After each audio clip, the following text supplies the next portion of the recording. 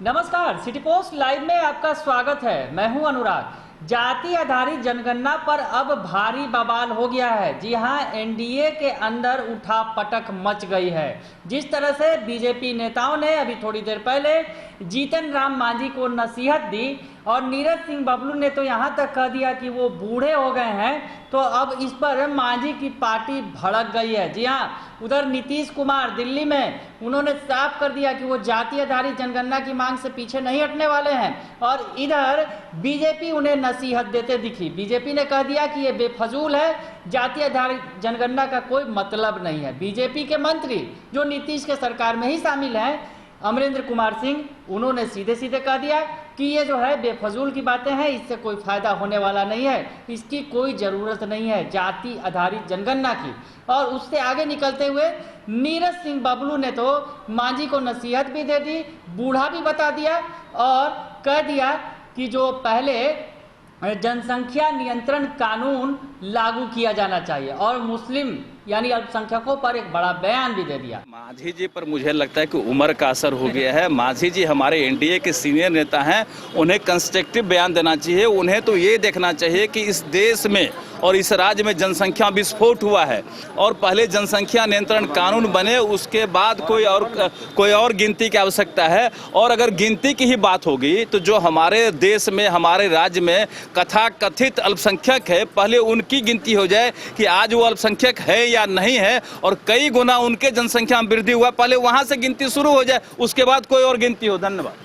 तो अब मांझी की पार्टी की तरफ से भी बड़ा बयान आ गया है और कह दिया गया है, ऐसा बोलने के पहले 75 बार सोचिएगा मंत्री जी। और क्या कह रहे हैं पार्टी के प्रवक्ता दानिश रिजवान, क्या कुछ कहा है उन्होंने, पहले आपको सुनवाते हैं, सुनिए।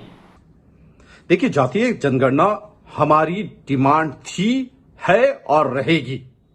जिन नेताओं को लग रहा है कि जीतन राम मांझी जी का उम्र हो गया है, कुछ ये कह रहे हैं कि छोटे दल दबाव बना रहे हैं, वैसे नेताओं को हम स्पष्ट तरीके से बता देना चाहते हैं कि जिनका ज्यादा उम्र है उनको ही समाज का ज्यादा ज्ञान है।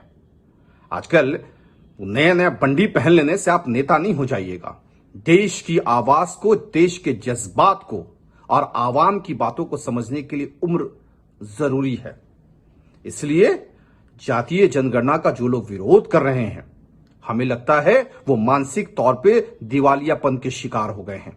देश की डिमांड है जातीय जनगणना और वो किसी भी कीमत पर हम करा के रहेंगे।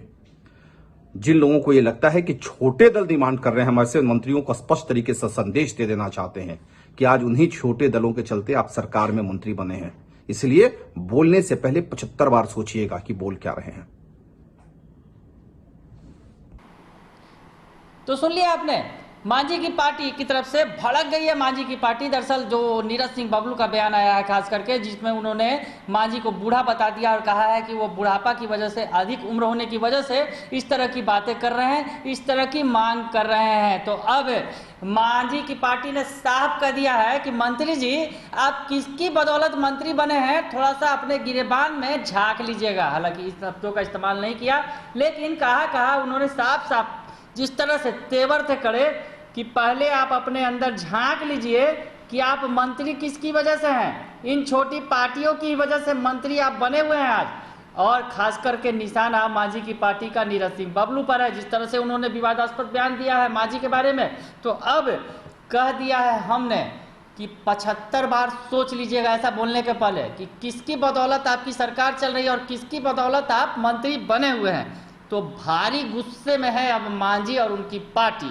और कह दिया है कि मांझी जी की उम्र ज़्यादा है, इसलिए उनके पास ज्ञान भी ज़्यादा है, ज़्यादा समय से वो काम कर रहे हैं, इसलिए उनके पास जानकारी भी ज़्यादा है। आपके बंडी पहन लेने से आपके पास बहुत ज़्यादा ज्ञान नहीं आ जाएगा। तो अब जो है भारी बवाल हो गया है एनडीए के अंदर, एक दूसरे को ज्ञान देते दिख रहे हैं।